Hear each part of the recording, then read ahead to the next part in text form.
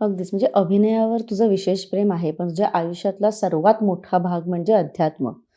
म्हणजे मी आता जेव्हा मी तुला जे खूप आध्यात्मिक असतात किंवा देवाच्या जवळ असतात, त्यांची वाइब लगेच पकडली जाते किंवा त्यांचा ऑराच वेगळा असतो. तू ज्या मोमेंटला आलीस, त्या मोमेंटला असं एक वाइब येते ना, की नाही हो, काहीतरी छान आहे किंवा हो. काहीतरी वेगळं आहे ह्या व्यक्तीत.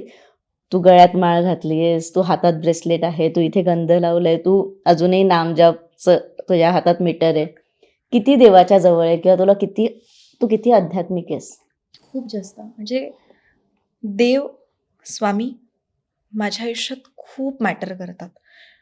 अ, म्हणजे मला कितीही उशीर झाला, माझा कितीही लवकर कॉल टाईम असला, रात्री मी कितीही लेट आले, तरी मी सकाळी उठून माझी माझी पूजा, माझे माझे मंत्र, ह्या सगळ्या गोष्टी मी करते. कारण मला वाटतं, की ह्या जर गोष्टी नसतील, तर आपल्याकडे तो पॉझिटिव्हनेस राहणार नाही आणि आपण जेव्हा बाहेर फिरतो, तेव्हा खूप निगेटिव्ह गोष्टी असतात आजूबाजूला. तर ही एकमेव शक्ती आहे, जी आपल्याला प्रोटेक्ट करते. आणि मी देवाचा जप किंवा व देवासोबत कनेक्ट मी ह्या गोष्टीमुळे नाही राहत, की माझ्या आयुष्यात प्रॉब्लेम्स येऊ नये. बरेच लोकं त्यामुळे राहतात, की हां, माझ्या आयुष्यात काही अडचणी नाही आल्या पाहिजे. बरं जरी अडचणी जरी आल्या तरी देवाला दोष देतात, की मी तुझं एवढं करते, मग माझ्या आयुष्यात का असं होतंय? पण मला असं वाटतं ते तुमचं लिहिलेलं आहे. त्याच्यात काहीही करू शकत नाही. फक्त तुम्ही जर आध्यात्मिक राहिलात, तुम्ही जर देवाचं नामजप केलात, तर कदाचित जे तुम्हाला 100% हिट होणार आहे, ते तुम्हाला 50% हं. होईल, 20% होईल. हिट व्हायची क्षमता कमी होईल.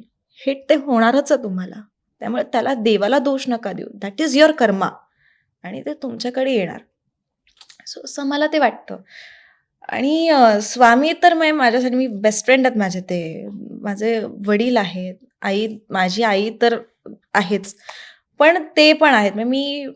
मला रात्री झोप नाही आली तरी मी स्वामींकडे जाते. मला का झोप येत नाहीये स्वामी? प्लीज मला झोप येऊ द्या. मला उद्या शूटला जायचंय. का झोप येत नाहीये?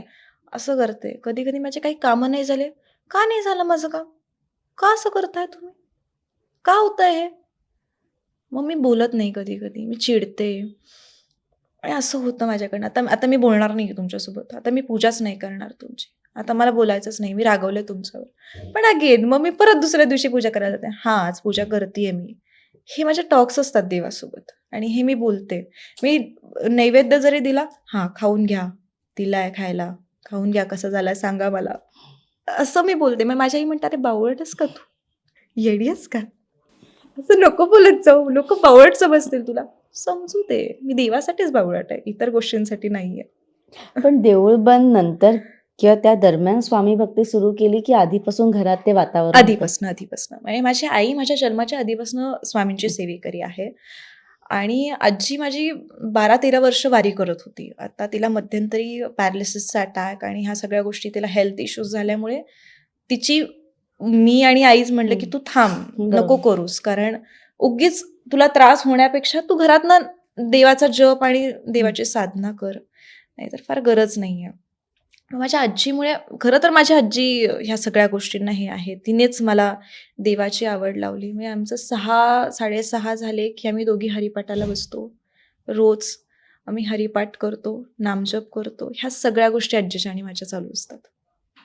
आणि म्हणजे तिची भक्ती किंवा तिच्या ह्या गोष्टी आहेत. यू डोंट बिलीव्ह ती 15-20 दिवस ती आय-सी-यूमध्ये होती, जेव्हा तिला हं. पॅरालिसिसचा अटॅक आला आणि डॉक्टरांना सांगितलं, की 99% नाही आहेत चान्सेस. 1% आहे, तो देवाचा आहे. माझ्या आजीला आत्ता पाहिलं, तर वाटणार नाही हिला पॅरालिसिस झालता. ती ठणठणीत चालते. जसा पॅरालिसिस झालेल्या हं. लोकांचा चेहरा वगैरे एक हं. साईडला असतो, बॉडी एक साईडला असते. माझ्या आजीचं काहीच नाहीये. सो तिची ती भक्ती आणि तिचे ते कर्म आहेत. आणि आजीचं झाल्यानंतर तर मी देवाला अजून मानायला लागले, की नाही, आहे काहीतरी. मराठी मनोरंजन सृष्टीमधील मालिका, चित्रपट, नाटक तसेच कलाकारांबद्दलच्या नवीन अपडेट्स जाणून घेण्यासाठी नक्की सबस्क्राईब करा इट्स मज्जा मराठी या आपल्या नवीन यूट्यूब चॅनलला.